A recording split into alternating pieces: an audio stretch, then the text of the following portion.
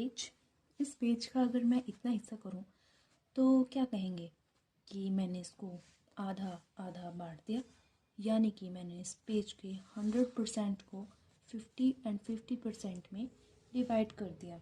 ठीक है, अगर मैं इस पेज का इतना हिस्सा लूँ तो हम कहेंगे कि इस पेज में ज़्यादा बड़ा हिस्सा यहाँ है और इसका छोटा सा हिस्सा यहाँ है।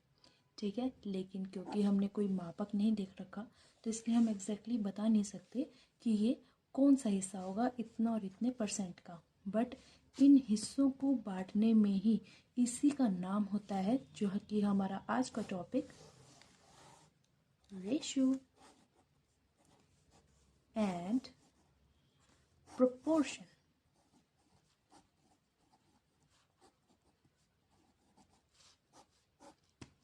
मैं प्रॉमिस करती हूँ कि मैं आपको ये कितने इजी वे से समझाऊंगी, इतने बेहतरीन वे से समझाऊंगी कि आपके सारे बेसिक्स, आपके सारे के प्रीवियस ईयर क्वेश्चन, लगभग हर तरह का प्रीवियस ईयर क्वेश्चन का जो पैटर्न है, ये वाली जो वीडियो है उसको कंप्लीट कर देगी। इसके अंदर जितनी भी ट्रिक्स होती हैं, ठीक है, ये सब चीज़ें previous year questions, tricks, formulas everything इस वीडियो में मैं आपको रेशियो एंड प्रोपोर्शन की दिखाऊंगी, जो कि एग्ज़ाम एसएससी, बैंकिंग, यूपीएससी का जो बेसिक मैथ्स क्वेश्चन होते हैं, एमटीएस, यानी कि एमटीएस से लेकर यूपीएससी तक सभी एग्ज़ाम्स में, रेलवे, इन एवरी एग्ज़ाम ये जो है टॉपिक आता ही आता है। एंड इस टॉपिक के ऊपर बेस होता है हमारा पूरा का पूरा अरिथमेटिक।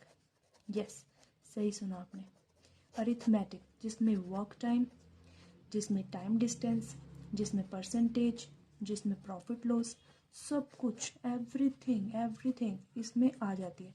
तो रेशियो एक इतना इम्पोर्टेंट चैप्टर है, ठीक है, एंड ईजी भी। तो इसको और आसान से तरीके से समझने के लिए चलते हैं हमारी आगे वीडियो पर। तो देखिए, जैसा कि मैंने पहला क्वेश्चन लिया है कि 2 वेसल्स, ठीक है, 2 वेसल्स हैं। वेसल्स को आप कंटेनर भी बोल सकते हैं, जैसे कि ये है कोई भी दूध का बर्तन या फिर कोई डिब्बा, किसी भी तरह का कंटेनर जिसके अंदर कोई चीज़ हम फिल कर सकें, ठीक है, उसे हम वेसल्स बोलते हैं।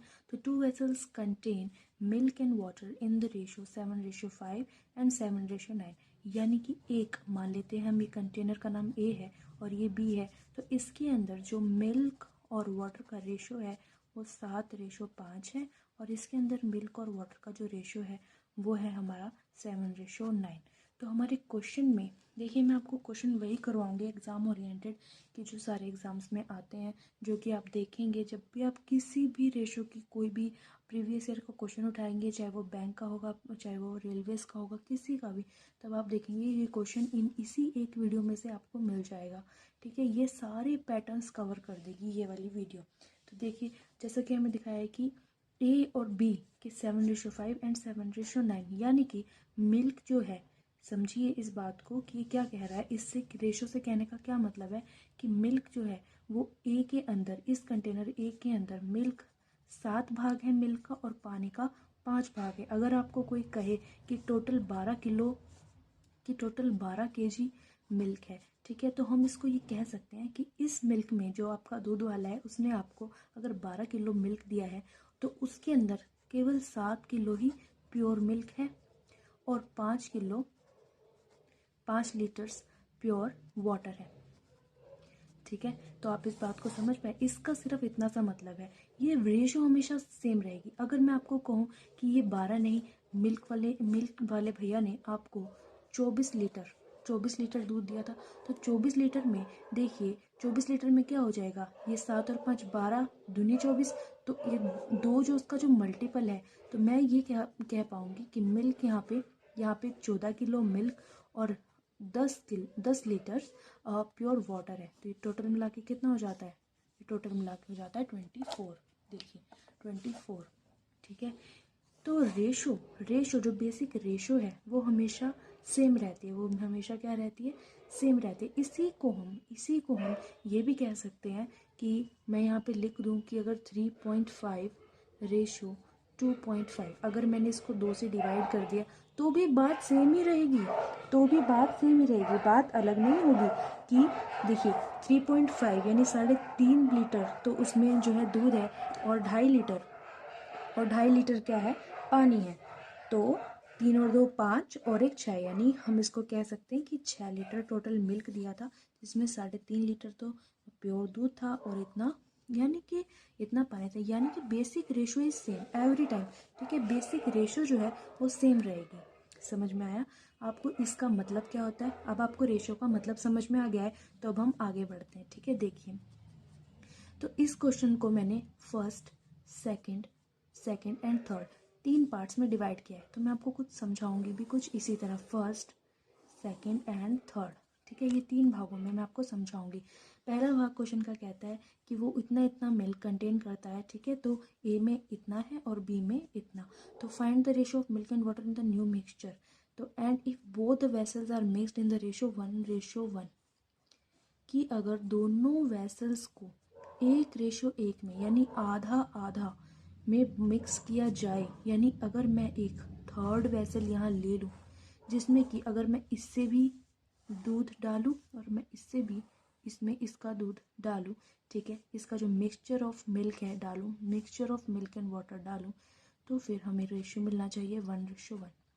देखिए, रेशो के क्वेश्चन में आपको हर दफ़ा जो है ये कंप्लीट करने के लिए 1:1 इसे बनाने के लिए आपको क्या करना होगा फ्रेंड्स?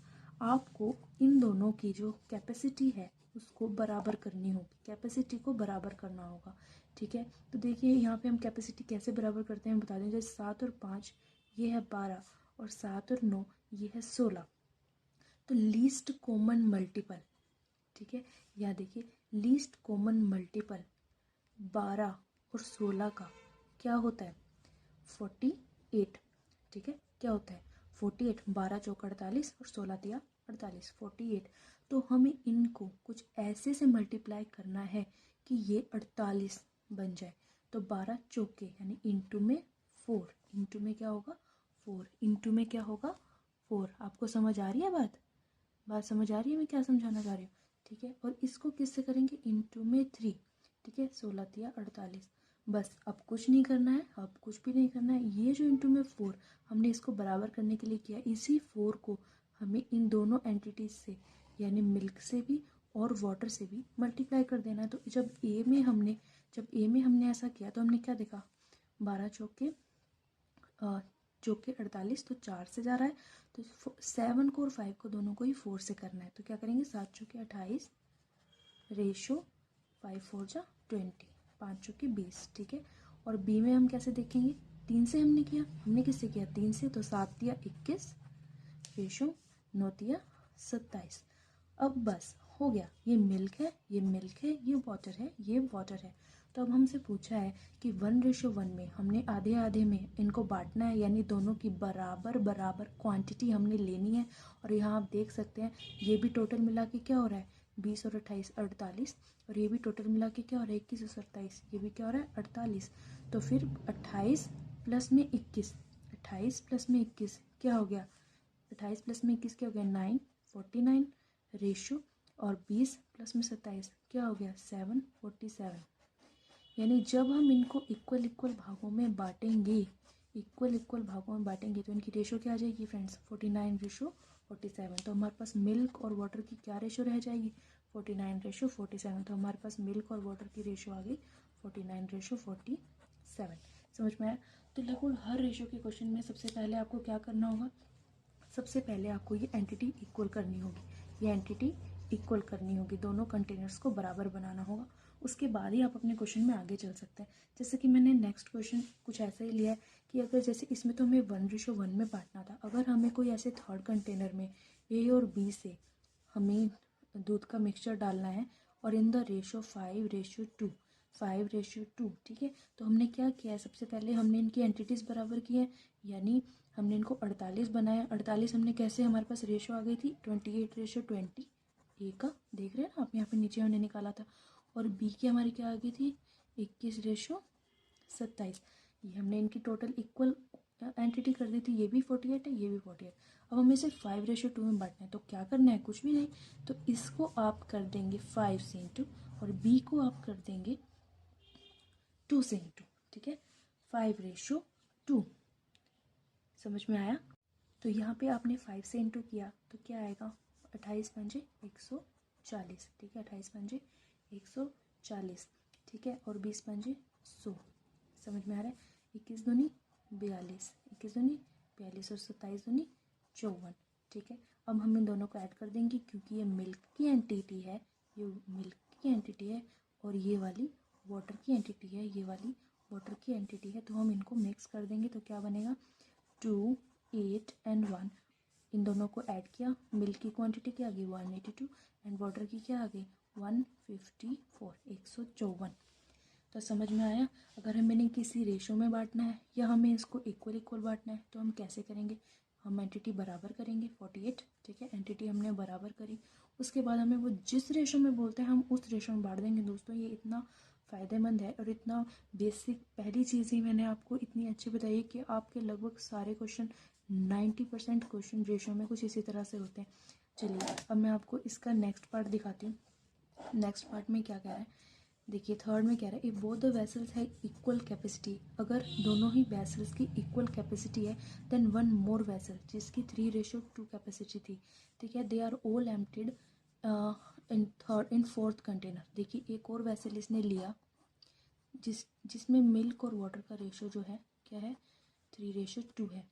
इसने बोला कि वेसल, ये वेसल हम सी मान लेते हैं, कि वेसल सी को प्लस वेसल ए को प्लस वेसल बी को, इन तीनों वेसल्स को इसने क्या किया है, इसने एक फोर्थ वेसल में खाली कर दिया, ठीक है। और वेसल 3 की भी उतनी कैपेसिटी थी जितनी इन दोनों की, यानी इसको भी हमने क्या बनने 3 और 2 5, इसको भी हमने क्या बनाना पड़ेगा 48, इसको भी हमको क्या बनाना पड़ेगा 48, ठीक है। देखिए इसको हम ना यहाँ पे 4 कर लेते हैं, ठीक है, इसको हम यहाँ पे 4 कर लेते हैं, ठीक है। तो ये 4 और 2 ये तो इजीली कट जाएगा, रुकिए, इसको हम यहाँ पे 5:1 कर लेते हैं, ठीक है। तो ये जो 5:1 है इसको भी इसकी भी क्या बोल रहा है कि इसकी भी इक्वल कैपेसिटी है उन दोनों वेसल्स के अकॉर्डिंग, और ये है 5:1। तो 5:1 को हम 6, 5 और 1 क्या मिलके हो गया 6, तो 6 को किससे मल्टीप्लाई करें 6 8 जा, तो 8 वो एंटिटी है जिसको मल्टीप्लाई करने पे इन दोनों वेसल्स के यानी 48 के बराबर हमारी कैपेसिटी वाला ये वेसल हमें मिल जाएगा। तो इस 8 को हम इन दोनों से मल्टीप्लाई करेंगे क्या आएगा 40, 8 पंजे 40 और 8 पंजे 40 और 8 एकम 8, ये मिलेगा हमको, ठीक है। और यहाँ पे इसकी 48 और 48, इस 48 होने के लिए इसकी क्या रेशो आ गई थी हमारे पास 28:20, और इसकी क्या रेशो आ गई थी फ्रेंड्स हमारे पास 21:27, यही थी ना ए बी और सी की, यही थी। तो अब ये कह रहा है कि इन तीनों इक्वल कैपेसिटी वाले कंटेनर्स को हमने एक फोर्थ वेसल्स में डाल दिया है। तो बताइए कि टोटल कैपेसिटी, टोटल मिल्क और वाटर क्या हो जाएगा इस फोर्थ वेसल में, ठीक है। तो क्या हो जाएगा 40, 28 और 21, इनको आप ऐड कर देंगे तो क्या हो जाएगा 9, और 2 2 4 और 4 8 89, रेशो 20 और 8 28, 28 28 दूनी 56 और 1 55, ठीक है, 28 और 28 हाँ 55, ठीक है। तो ये हो जाएगा, समझ में आया? तो ये होगा हमारा आंसर 89:55 अगर हमने फोर्थ वेसल में। तो आपने इसमें 3 वेज सीखे, ठीक है, 3 वेज सीखे कि अगर 1:1 होगा, 5:2 होगा, और अगर एक और कैपेसिटी वाला वेसल अगर हम इसमें खाली कर देंगे तो उसकी क्या, तो उसके बाद क्या होगा, टोटल कैपेसिटी कितनी आ जाएगी। ये जो 3 तरह के क्वेश्चन मैंने बताए लगभग हर बेसिक उसमें, आपको CHSL का हो, आपका CGL का बेसिक टायर 1 हो, आपका MTS कोई भी एग्ज़ाम हो, रेलवे कि कोई भी बेसिक बैंकिंग, कुछ भी प्री का बैंकिंग, चाहे वो आप IBPS कह लो, SBI कह लो, प्री के सारे क्वेश्चंस में RRB कह लो, ओके, RBI का कह लो, प्री के सारे बैंक्स के बेसिक में ये क्वेश्चंस पूछे जाते हैं। तो आप देख लीजिए, मैंने आपको विदिन 3 और 4 मिनट्स मैंने आपको ये बता दिए हैं ये 3 तरह के क्वेश्चन, ठीक है। तो इन्हें तो देखकर जाना ही जाना है, एक बार रिवीजन के लिए दोबारा देख लेना। चलिए पढ़ते हैं हमारे नेक्स्ट क्वेश्चन की ओर। अभी इस क्वेश्चन में क्या कह रहा है, देखिए कि 5600 जो है डिवाइड हुए हैं ABCD में, जिसमें AB इतने हैं, BC इतना है और CD इतना है, तो फाइंड कीजिए A+B। तो देखिए ये क्वेश्चन निकालने का तरीका अलग है। मैंने आपको बताया ना, मैं आपको सारे ट्रिक्स, फॉर्मूलाज, हर चीज़ इस वीडियो में बता दूंगी। रेशो का सारा कॉन्सेप्ट, आपको 10-12 वीडियोस, 4-5 वीडियोस देखने की ज़रूरत नहीं है, सिर्फ ये एक ही वीडियो आपके एग्ज़ाम के लिए काफ़ी है, ठीक है। तो देखिए, तो A/B 1:2 लिखने का तरीका ऐसा ही करना है हमेशा, तो ध्यान रखिए। तो B/C क्या होगा, 3:1, इसको इस तरह से लिखना है, ठीक है। C/D क्या है, 2:3, तो ठीक इसके अलाइनमेंट में नीचे लाते हुए 2:3, ठीक है। करना है क्या, कुछ भी नहीं, ये जो 2 है चिपका दो इधर और इधर, ये जो 1 है चिपका दो इसकी इसी तरफ 1, ये जो 3 है चिपका दो किस तरफ, इसके लेफ्ट, और ये जो 2 है इस तरफ, ठीक है। समझ में आया। अब इन सब का कर लो आप मल्टीप्लाई, 6, 4 और 3 12 एंड 6। तो बेसिक रेशो क्या आ गया, अगर हम, क्योंकि सब 2 से डिवाइड हो रहे हैं ना, 2 से डिवाइड हो रहे हैं, तो सबसे छोटा मल्टीपल ही दोस्तों लास्ट वाला जो रेशो कहलाता है। तो क्या हो जाएगा 2 से डिवाइड करने पे, 3, 6, 2, 3। समझ में आया। ये है हमारा क्या आंसर, ये है हमारा क्या आंसर। कोई कहे कि A/B/C/D निकालो, तो आ गया दिस, लेकिन क्वेश्चन में क्या पूछा है, क्वेश्चन ने पूछा है कि A+B कितना होगा, तो A+B क्या है, 6 और 3 9, 9, तो A+B कितना होगा, 9 इज द आंसर। समझ में आया, समझ में आया। अब देखिए एक मैं आपको एग्जांपल देती हूँ कि अगर इसमें हमारे पास ऑप्शन होते कि ऑप्शन 1, ऑप्शन 2, ऑप्शन 3 एंड 4, अगर बोलता कि A+B जो है वो आपका 18 है, या बोलता A+B आपका 17 है, या बोलता 16 है, या बोलता 11 है, तो देखिए मैं बताती हूँ, कुछ भी टेंशन लेने की ज़रूरत नहीं है। अगर A+B आपका 9 आया तो इसका जो मल्टीपल होगा वही इधर से आपका आंसर होगा। मल्टीपल 9 का कौन सा है, सिर्फ ये 9 का पूरा पूरा मल्टीपल कौन सा है, ये। तो आपको ये यहीं से देखकर 6 और 3 9, यहीं से देखकर इसका मल्टीपल देख लेना था, बस। समझ में आया। रेशो के ऐसे बहुत सारे क्वेश्चंस, देखिए मैं आपको और इस चीज़ के बारे में आगे बताऊंगी। रेशो के ऐसे बहुत सारे क्वेश्चन सिर्फ मल्टीपल देखकर भी हो जाते हैं, लेकिन जैसे मैंने आपको पूरा सॉल्व करवाया उसके बाद इसका मल्टीपल आप चेक कर लो। समझ में आया। यहाँ पे 9 भी हो सकता था, 9, 8, 7 ऐसे करके भी कोई भी ऑप्शंस आपको वो दे सकता था। तो जैसे कि 9 दिख गया हमको, यहाँ पे 9 हमारा निकल गया तो हमने 9 आंसर मार्क कर दिया। बट अगर 27, 36 किसी भी तरह का 9 का मल्टीपल होगा तो वो हमारा आंसर होगा। और 2 9 के मल्टीपल वो नहीं दे सकता, क्योंकि रेशो में जो बेसिक मल्टीपल होगा उसी का आंसर वो देगा। समझ में आया। तो इस तरह से भी आप अपना आंसर चेक कर सकते हो, ठीक है। नेक्स्ट क्वेश्चन देखते हैं। देखिए ये है हमारी प्यारी सी पृथ्वी,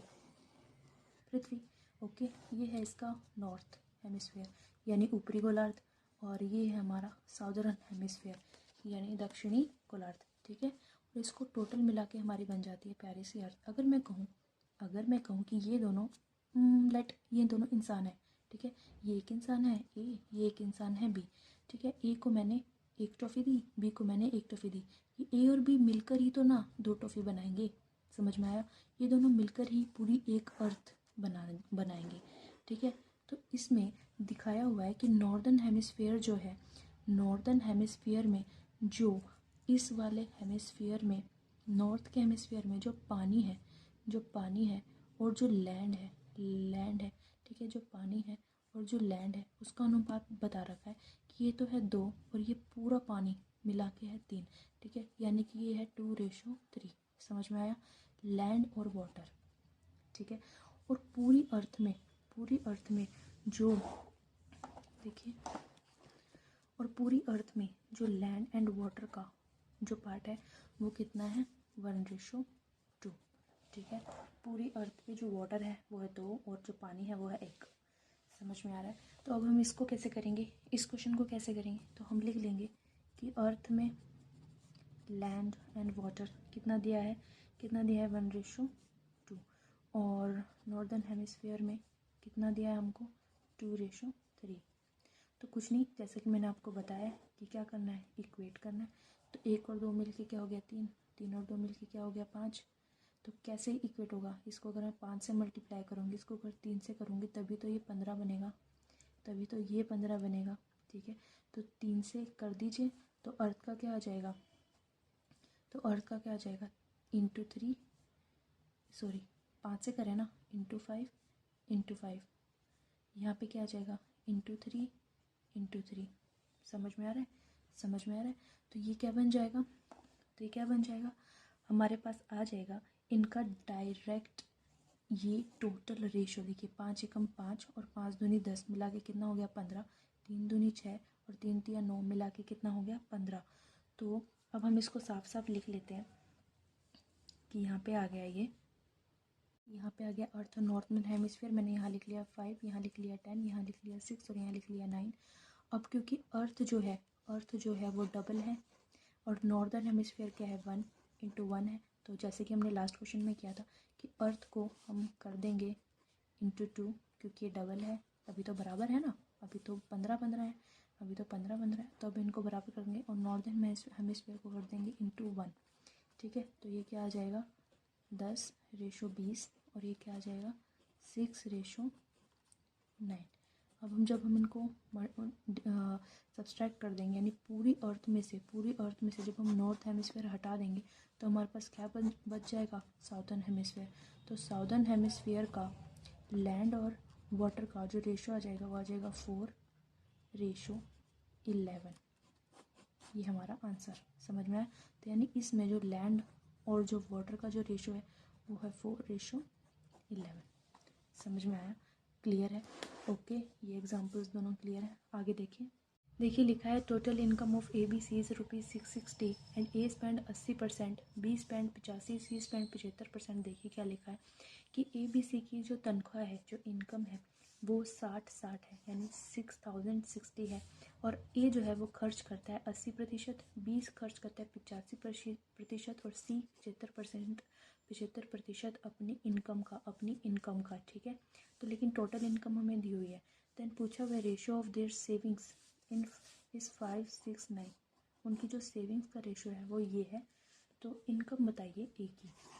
अब ये एक और तरह का क्वेश्चन है जो कि मैक्सिमम एग्जाम्स में पूछा जाता है। ठीक है, मैं आपको सिर्फ वही क्वेश्चंस करवा रही हूँ जो मैक्सिमम रेशो में से आपसे पूछे जाते हैं। एक भी क्वेश्चन इरेलेवेंट नहीं है, बेतुका नहीं है, सारे क्वेश्चंस बिल्कुल मैंने चूज़ कर करके इजी से लेकर मुश्किल तक हर क्वेश्चन, हर कॉन्सेप्ट इस वीडियो में डाला है।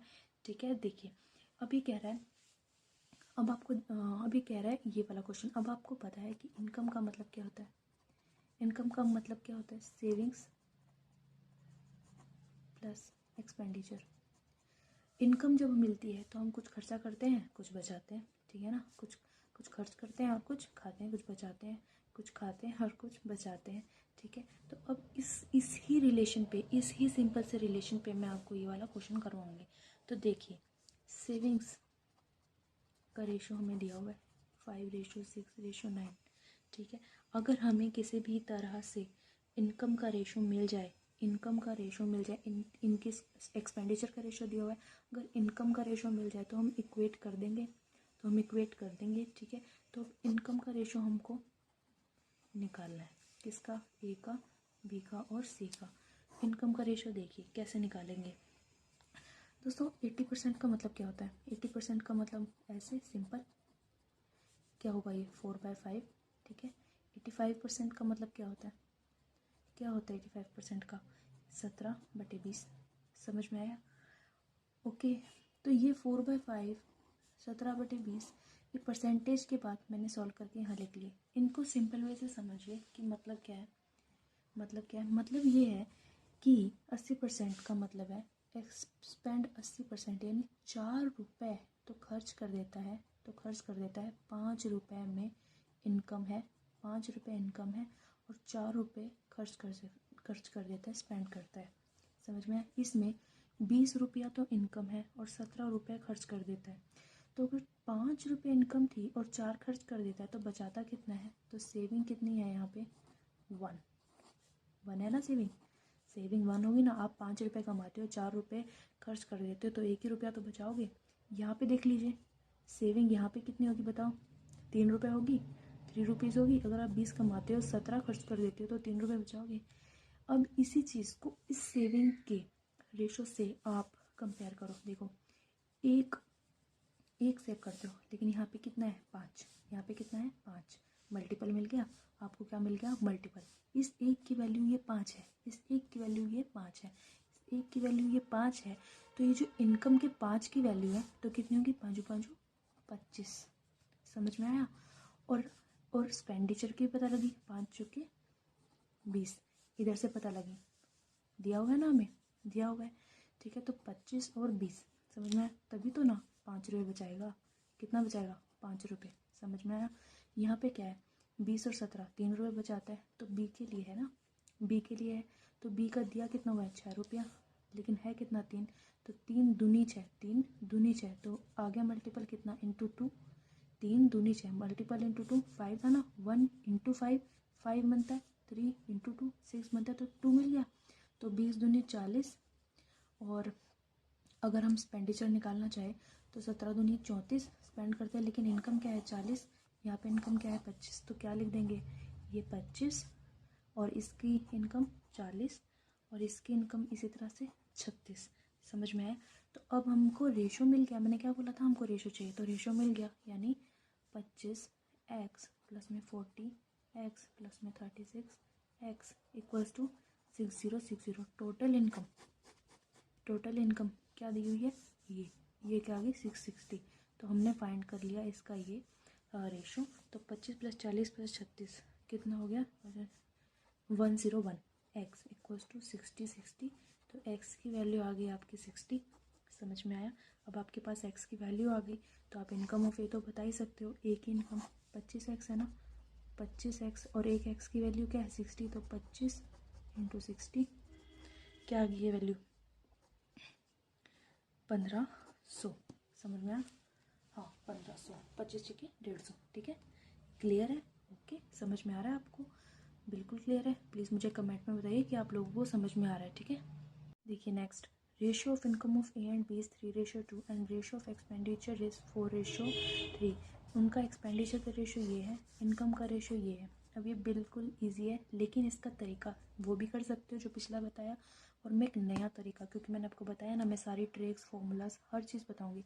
तो देखो, ए रेशो बी 3:2, ठीक है, ये क्या है? इसकी इनकम है। क्या है? इसकी इनकम है। और नेक्स्ट एक्सपेंडिचर जो वो खर्चा कर देते हैं, ए और बी क्या एक्सपेंडिचर है उनका? इन दोनों का क्या खर्चा करेंगे? 4:3। ठीक है, और यहाँ पे इसमें सेव भी दिया हुआ है। सेव कितना कर रहे हैं? 2000 और 900। मैं आपको 2 तरीक़ों से बताऊंगी, तरीका नंबर 1 और तरीका नंबर, यहाँ लिख लेती हूँ 2। ठीक है, तरीका नंबर 1 तो ये है कि सबसे पहले अगर वो 3x कमा रहा है, देखिए हमको ना ये रेशो हटाने के लिए ना यहाँ पे एक वेरिएबल लेना पड़ता है। मैंने अपने लास्ट क्वेश्चन में भी वेरिएबल लिया था, इनकम को जब हमने ऐड किया था। ठीक है, इसमें भी हमें वेरिएबल लेना पड़ता है। तो 3x क्या है? ए की इनकम है ना 3x। ठीक है, 3x में से अगर मैं 3x में से अगर मैं सेविंग्स, ये ए का है ना पार्ट, ये ए का पार्ट है, बी का पार्ट है, अगर 3x में से अगर मैं ये 2000 सेविंग हटा देती हूँ तो मुझे क्या मिलता है? मुझे मिलेगा ये 4 एक्सपेंडिचर डिवाइडेड, ठीक है, क्या इस 2x में से अगर मैं 900 घटा देती हूँ तो मुझे क्या मिलेगा? तो मुझे क्या मिलेगा? 3। करेक्ट, 3। समझ में आया? समझ में आया? ये है इसका एक तरीका, इसका एक वे सॉल्व करने का। तो 4:3 ये हमें मिलेगा। ठीक है, उसके बाद क्या है? क्रॉस मल्टीप्लाई करो, आंसर निकालो। 9x minus 6000 equals to 8x minus 9 चौके 3600। समझ में आया? x की वैल्यू क्या आ गई? 2400। 6000 माइनस 3600, उधर गया 6, इधर आया ये 8x, x बचा, 9x में से 8x गया। ठीक है, 2400 आंसर। 2400 आंसर नहीं, सॉरी, x की वैल्यू। जब हमें ए और बी की फाइंड देयर इनकम बोला ना, तो ए और बी की इनकम बोली है तो 3x, ए की इनकम 2 की इनकम 2x, बी की इनकम 2x। ये तो आप जानते हैं क्या करना है, 3 इंटू एक्स, एक्स ये है 2400, कितना हो गया? क्या हो गया ये 7200, और 2x 2 इंटू 2400, ये कितना हो गया 4800। इस तरह से हमें ए और बी की, देखिए अगर आपको मेरी पढ़ाने की स्पीड थोड़ी तेज़ लग रही है तो प्लीज़ आप इसको थोड़ा सा स्लो कर लीजिए, ठीक है। लेकिन क्योंकि कंटेंट मुझे बहुत ही अच्छा देना था और थोड़ा सा सारी ट्रिक्स और फार्मूलाज मुझे अपनी इस एक वीडियो में देनी है ताकि लोगों को ज़्यादा प्रॉब्लम ना हो, बहुत सारी वीडियोस ना देखनी पड़े मेरी, इसलिए एक ही वीडियो में मैं सब कुछ दे रही हूँ आपको। तो इसलिए आपको अगर स्पीड थोड़ी सी तेज़ लगे तो आप कम कर लीजिएगा, हालांकि मैं अपनी तरफ से पूरी कोशिश कर रही हूँ आपको समझाने की, ठीक है। तो ए की और बी की इनकम हमें इस तरह से मिल जाएंगी, एक्स की वैल्यू हमें मिल जाएगी। एक तो है मेथड ये क्रॉस मल्टीप्लाई क्रॉस, ठीक है। एक मेथड है कुछ ये इसको मैं कहती हूँ ट्री मल्टीप्लाई। देखिए इसको इससे, इसको इससे, इसको इससे, इसको इससे, लेकिन इसका लिखने का तरीका यही होगा, हमेशा ध्यान रखिए। हाँ, सेविंग्स का रेशो दे देगा, कभी कभी एक्सपेंडिचर का वैल्यू दे देगा, ठीक है। कभी सेविंग्स की वैल्यू दे देगा और एक्सपेंडिचर का रेशो दे देगा, सेम ही रहता है, ठीक है। तो इसको आप क्या करेंगे, 3 3 जा, यहाँ पे लिखिए 9x, 4 2 जा 8x, ठीक है, माइनस क्या आ गया x, सिंपल x, यहाँ से क्या निकल गया, यहाँ से क्या निकल गया, सिंपल x, यहाँ से क्या होगा 9 चौके 3600 माइनस 3 दूनी 6000, सॉरी ये मैंने उल्टा लिख दिया, ठीक है। मैं इसको ठीक करती हूँ, पहले ये वाला होगा, फर्स्ट ये देन ये, 3 दूनी 6000 माइनस 3600, क्या आ गया 2400। फिर से एक्स की वैल्यू हमें क्या मिल गई 2400, समझ में आया। इसको इक्वेट कर देना है इसके डिफरेंस से, समझ में आया, इसके डिफरेंस से। तो एक्स की वैल्यू मिल गई, इसके बाद हमें 3x एंड 2x को हम निकाल लेंगे, 3x और 2x को हम निकाल लेंगे, सेम वैल्यू आ जाएंगी 7200 एंड 4800, जैसा कि मैंने ए और बी का निकाल रखा है। Okay, clear. तो चलिए अब हम चलते हैं अपने फटाफट से नेक्स्ट क्वेश्चन की ओर। अब देखिए जैसे कि दे रखा है कि 5625 है, ठीक है, 5625, इसको इस तरह से डिवाइड किया है ए बी सी के अंदर कि ए रिसीव करता है half of B plus C, ठीक है। और एक और दे रखा है कि find the amount of A plus B, हमें ए प्लस बी की अमाउंट निकालनी है अगर बी रिसीव करता है 1/4 ऑफ ए प्लस सी, समझ में आया, बी रिसीव करता है 1/4 ऑफ ए प्लस सी, ठीक है, इतना आपको क्लियर है।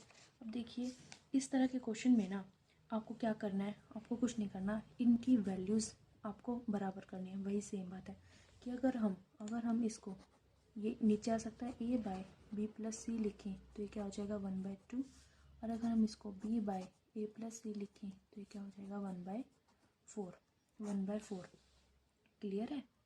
तो देखिए यहाँ पे दिया हुआ है कि ए की वैल्यू 1 और बी प्लस सी की वैल्यू 2, यानी अगर मैं यहाँ से लिखना चाहूँ कि ए प्लस बी प्लस सी क्या हुआ, तो ए प्लस बी प्लस सी क्या होगा 1 + 2 यानी 3x, ठीक है। यहाँ से अगर मैं निकलना चाहूँ कि ए प्लस बी प्लस सी क्या होगा, तो 4 और 1 5x, लेकिन ऐसा होगा तो नहीं, क्यों, क्योंकि तीनों ही ए प्लस बी प्लस सी हैं, ये भी ए प्लस बी प्लस सी है, तो सिंपल ये इन दोनों को क्या कर दोगे, फर्स्ट को और सेकंड को, क्योंकि हमें फर्स्ट पार्ट से मिला है और ये सेकंड पार्ट से, इनको इक्वेट कर दोगे, यानी इसको इंटू 5 और इसको इंटू 3, 15x, समझ में आया। तो इस वाले पूरे पोर्शन को जो कि हमें फर्स्ट से मिला है, इसको हम कर देंगे इंटू 5, यानी ऊपर भी इंटू 5 और नीचे भी इंटू 5, और ये वाला जो हमें सेकंड से मिला है इसको कर देंगे हम इंटू 3, इसको भी 3 और ये भी 3, तो हमें क्या मिलेगा 5/10, और यहाँ पे क्या मिलेगा हमें 3/12। तो इससे हमारे पास रेशो आ जाएगा कि 15, और ये देखो 12 और 3 15, ठीक है। अब हमारे पास टोटल मिला के ए और बी प्लस सी की वैल्यू कितनी आ गई 15, ए प्लस बी प्लस सी की वैल्यू आ गई 15, ठीक है, 15x हम मान लेते हैं। और ये टोटल हमने क्या इन ए बी सी के अंदर तो डिवाइड हुआ था ये वाला मनी, तो इसको क्या लिख देंगे 5625। तो x की वैल्यू क्या आ जाएगी फ्रेंड्स, यहाँ से ये 3 से 5625 है, यहाँ पर 15 3 45, ये तो 7 7 1 5 और ये 5, ठीक है। तो x की वैल्यू होगी 375, 375, ठीक है, 375, समझ में आया। और यहाँ से a की वैल्यू हम निकाल देंगे। यहाँ से a की वैल्यू क्या है 5, यहाँ से b की वैल्यू क्या है 3, और c की वैल्यू क्या बची, क्योंकि a प्लस बी प्लस सी 15 था, तो a अगर 5 है, b अगर 3 है, तो c क्या बचा 7 बच गया, 7 बच गया, ठीक है। तो क्वेश्चन क्या पूछा है कि find the received by a plus B, कि a प्लस बी के द्वारा कितना रिसीव हुआ। तो 5 और 3 8x, तो 1x की वैल्यू हम निकाल चुके हैं। तो 8 इंटू 375, तो ये क्या मिल गया हमको, तो ये मिल गया हमको 3000 आंसर। समझ में आया, क्लियर है, ठीक है। देखिए फ्रेंड्स, आपकी कैलकुलेशंस फास्ट होनी चाहिए, यस इट इज़ नीडेड, ठीक है। कैलकुलेशन आपकी बहुत फास्ट होनी चाहिए, एग्ज़ाम में कैलकुलेशन के बिना कुछ भी नहीं है, ठीक है। मैथ्स मांगता है कैलकुलेशन फास्ट कैलकुलेशन के लिए भी मैं अपनी एक सीरीज़ लेकर आऊँगी, ठीक है, एक सीरीज़ लेकर आऊँगी, जिसको देखने के बाद आपकी कैलकुलेशन सच में बिल्कुल फास्ट हो जाएंगे, बहुत फास्ट हो जाएंगे, क्योंकि वो तरीके बताऊँगी जो कि मैंने अपनाए हैं और अपनी कैलकुलेशंस को फास्ट किया है। तो चलिए, इस क्वेश्चन का आंसर आपको समझ में आया, तो चलिए चलते हैं अपने नेक्स्ट क्वेश्चन की ओर। अब देखो इसमें क्या बोल रहा है, इसमें बोल रहा है फाइंड द मीन प्रोपोर्शनल, ये आपको पता होना चाहिए, ठीक है। मीन प्रोपोर्शनल क्या होता है, मीन प्रोपोर्शनल, अगर कोई क्वांटिटी ये a है 1/4 और अगर b है 1/9, तो मीन क्या होता है a और b का रूट AB। देखिए मैंने यहाँ पे साइड में लिखा भी है, ठीक है, रूट AB। तो हम इसको क्वेश्चन में कैसे निकालेंगे, इसका मीन 1/5 इंटू 1/9, यहाँ पे इंटू है, ठीक है, रूट AB। तो क्या हो गया 1/36 का रूट, और हम जानते हैं 6 36, ये 6 का स्क्वायर है, तो 1/6 इसका आंसर। इस तरह के बहुत सारे क्वेश्चन, कभी बोलेगा कि A 3 है और B 17 है, तो उसका मीन प्रोपोर्शनल निकालो, तो 3 इंटू 17 का मीन प्रोपोर्शनल, ये इंटू, तो ये 17 दिए 51, तो रूट 51 इसका आंसर। समझ में आया। इसी तरह से क्वांटिटीज़ देगा, दो के बीच में ही मीन प्रोपोर्शनल, इस तरह से आपको सॉल्व करने को कहेगा। अब हम निकालेंगे थर्ड प्रोपोर्शनल, ठीक है। थर्ड प्रोपोर्शनल क्या होता है, देखिए कि अगर कोई क्वांटिटी C है, ठीक है, C इक्वल्स टू, C है हमारा third proportional, C equals to B square by A। अगर A B और C 3 नंबर है, तो यहाँ पे C थर्ड प्रोपोर्शनल है और C निकलेगा B स्क्वेयर बाय A। तो यहाँ पे C क्या निकलेगा B स्क्वेयर, यानी 36 इंटू 36/18, ठीक है। तो इसको हम काट देंगे, 18 दूनी 36, 36 दूना 72, ये हमारा आंसर। क्लियर, समझ में आया। अब देखो इसमें एक और चीज़ पूछते हैं, एक तो मीन था, एक थर्ड प्रोपोर्शनल और एक ये फोर्थ प्रोपोर्शनल। फोर्थ प्रोपोर्शनल क्या होता है, देखिए अगर A B C ये हमारे पास है A B C और D, तो D जो है हमारा फोर्थ प्रोपोर्शनल है, D फोर्थ है, तो D को क्या लिख सकते हैं BC by A, BC by A, BC by A, समझ में आ रहा है, ठीक है। तो इसको आप कैसे करोगे, BC को 16 इंटू 18 बाय 12, ठीक है, BC बाय A, तो ये कट जाएगा, ठीक है, 6 दूनी 6 तिया और 2 8 से 8 तिया 24 आंसर। समझ में आया, क्लियर है। तो ये होता है हमारा फोर्थ प्रोपोर्शनल। यही 3 तरह के, भाई mean proportional, third and fourth proportional, यही 3 तरह के क्वेश्चन पूछे जाते हैं रेशो में, ओके। देखो इसमें लिखा है कि जो एज है, अब एज पे भी रेशो क्वेश्चन पूछता है, वैसे तो सब पे आ जाएंगे, प्रॉफिट लॉस वगैरह सब पे, ठीक है। मैंने इनकम वगैरह पे आपको दिखाई दी है, मीन प्रोपोर्शनल वगैरह बताई दिया है। अब देखिए ये एक और तरह का है रेशो एजिस पे, ठीक है। एजिस का हम एक चैप्टर करेंगे, मैं इसके ऊपर छोटी सी वीडियो बनाऊंगी। देखिए इसमें कह रहा है कि राम और श्याम है, 5 साल पहले इनकी एज 2:3 थी, किसकी, राम एंड श्याम, ठीक है। 5 साल पहले इसकी 2 और इसकी 3, और 5 साल के बाद, यानी 5 साल पहले ये थी, 5 साल के बाद अगर मैं यहाँ पे मानूँ ये प्रेजेंट टाइम है, तो 5 साल पहले -5 और 5 साल बाद यानी +5, तो क्या थी 5 साल के बाद, प्रेजेंट एज के 5 साल के बाद क्या थी 3:4।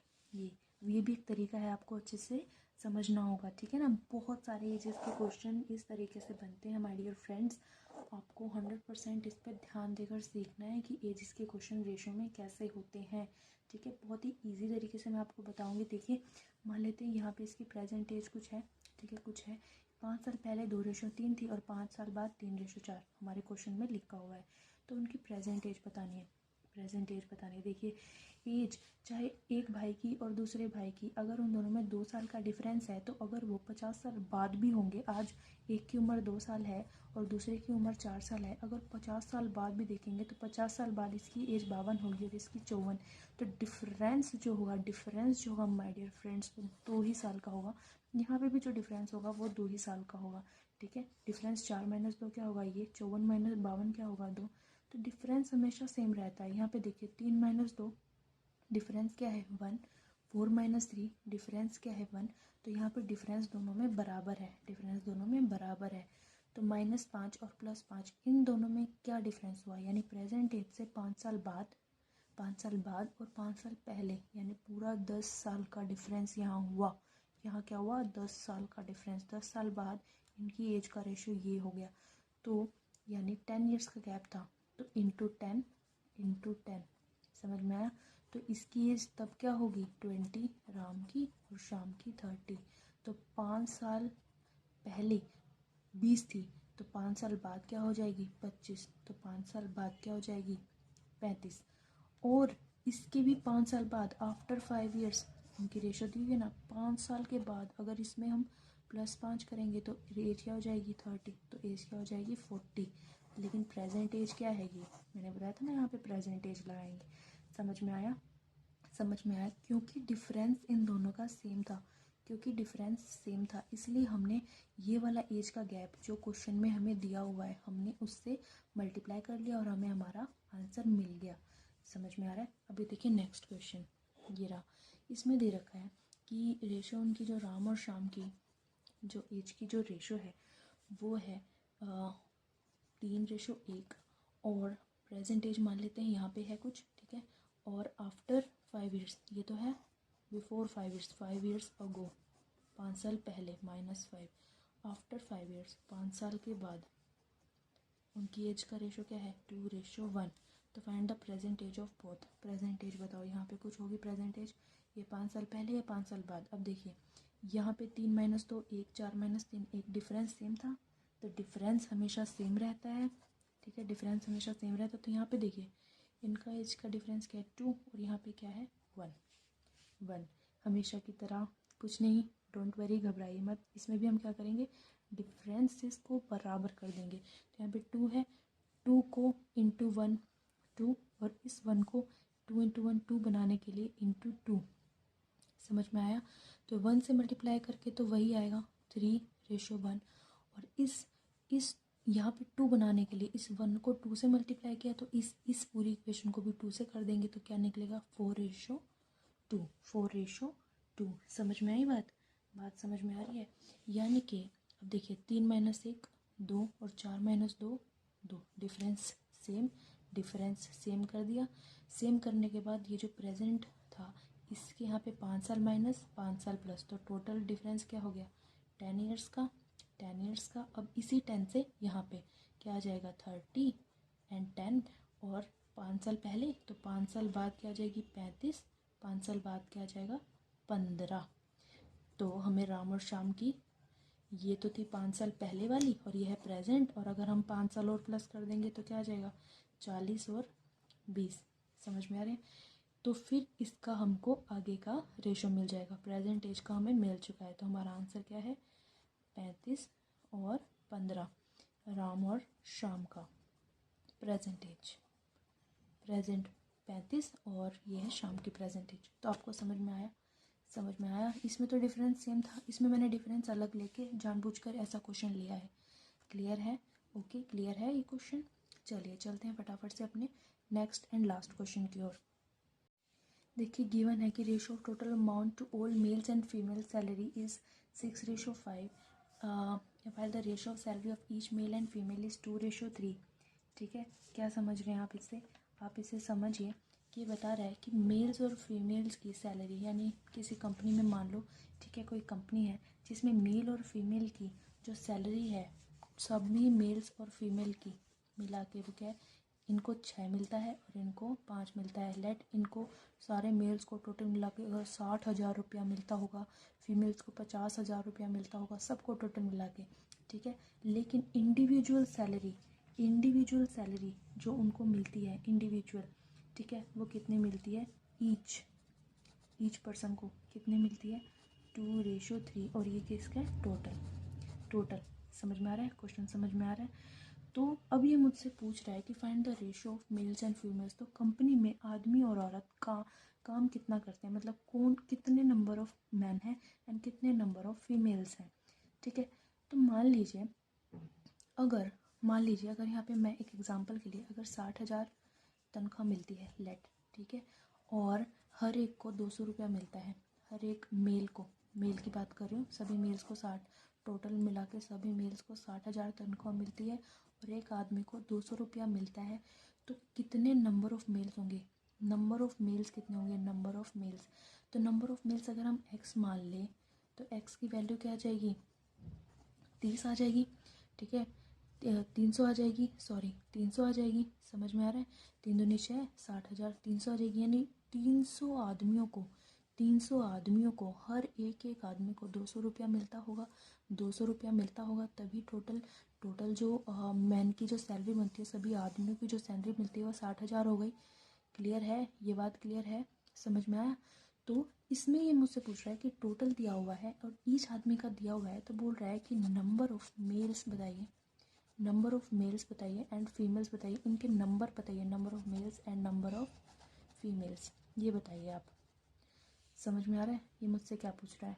तो इसने मुझसे ये क्वेश्चन पूछा और इसमें ये मुझसे रेशो पूछ रहा है, क्योंकि मेरे पास नंबर का तो मैं कुछ नहीं दे सकती, क्योंकि यहाँ पे कोई भी चीज़ की वैल्यू नहीं दी हुई, देखिए वैल्यू किसी की भी नहीं दी हुई, तो रेशो पूछ रहा है मुझसे, रेशो पूछ रहा है।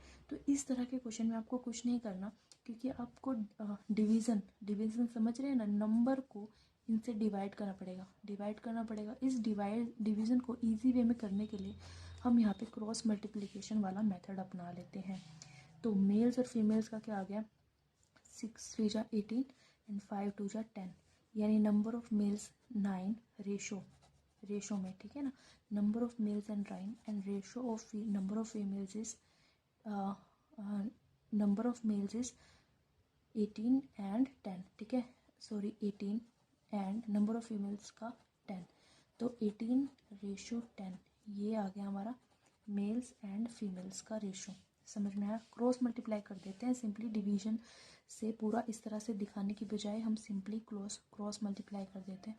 तो ये क्या आ गया, 9:5। देखिए इसको सिंपलेस्ट वे में लिख लो कि उसके बाद ये किसी से डिवाइड ना हो सके, तो इन दोनों को 2 से डिवाइड कर सकते हैं ना, तो उसके बाद 9:5, ये हमारा आंसर हो गया। आप लोगों को समझ में आया, ये समझ में आया। ये वीडियो मैंने सिर्फ इसलिए बनाई कि इसमें जितने भी कॉन्सेप्ट थे, जितने भी इसमें क्वेश्चंस मैंने डाले सभी मैंने रेशियो के सबसे इम्पोर्टेंट क्वेश्चंस डाले, हर तरह का क्वेश्चन मैंने इस वीडियो में आपको करके दिखाया है, सारे कॉन्सेप्ट, सारी ट्रिक, सारे फॉर्मूलाज मैंने आपको बता दिए। इसके सिर्फ 3 से 4 क्वेश्चन एडवांस पार्ट का बनता है, एडवांस रेशो, और ये भी क्वेश्चन मैक्सिमम क्वेश्चन इसमें एडवांस पार्ट के थे। ये वाला जो क्वेश्चन था कि इतना सेट करता है, ये एडवांस पार्ट का था। ये भी क्वेश्चन हेमिस्फीयर क्वेश्चन सब एडवांस पार्ट के थे, एंड कुछ बेसिक क्वेश्चंस जो मैंने आपको करवाए हैं, ठीक है, और ये क्वेश्चन भी थोड़ा सा एडवांस पार्ट का ही बनता है। तो अब आपको उम्मीद करती हूँ कि सब कुछ समझ में आ गया होगा। इस वीडियो को देखने के बाद आपको कोई और वीडियो रेशो की देखने की ज़रूरत बिल्कुल भी नहीं है। ये क्वेश्चंस करने के बाद आपका रेशो एकदम कंप्लीट हो जाता है, बिल्कुल फुल एंड फाइनल हो जाता है, ठीक है। तो ये थी मेरी एक कोशिश आप लोगों को अच्छे से समझाने की। तो नेक्स्ट वीडियो मैथ्स के लेकर एक और बहुत बढ़िया वीडियो आपके सामने मैं हाजिर होंगी। धन्यवाद, तब तक के लिए थैंक यू, शुक्रिया, बाय बाय।